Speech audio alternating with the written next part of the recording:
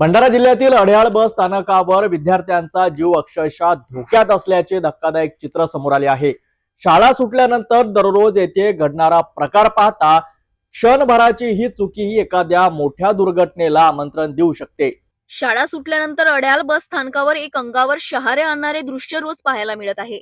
ST bus स्थानकात येताच शालेय विद्यार्थी आपल्या जीवाची पर्वा न करता बसच्या मार्गे धावताना दिसत आहे। ही धाव इतकी धोकादायक आहे की क्षणभर जरी पाय घसरला तर मोठा अपघात अटळ ठरू शकतो। या धोकादायक प्रकाराचे व्हिडिओ सोशल मीडियावर मोठ्या प्रमाणात व्हायरल झाले असून पालकांमध्ये भीतीचे आणि संतापाचे वातावरण पसरले आहे। आमची मुले सुरक्षित आहेत की नाही याची जबाबदारी नेमकी कोणाची, असा थेट सवाल पालक उपस्थित करीत आहेत।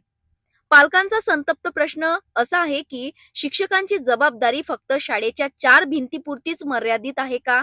शाळा सुटल्यानंतर बस स्थानकावर विद्यार्थ्यांची शिस्त आणि सुरक्षितता पाहणारा कोणीच नाही का? दररोज हा धोकादायक प्रकार घडत असतानाही शाळा प्रशासन, एसटी महामंडळ आणि स्थानिक प्रशासन पूर्णपणे उदासीन असल्याचे चित्र दिसत आहे। बस स्थानकावर कोणतेही नियंत्रण, मार्गदर्शन किंवा शिस्तीची व्यवस्था नाही।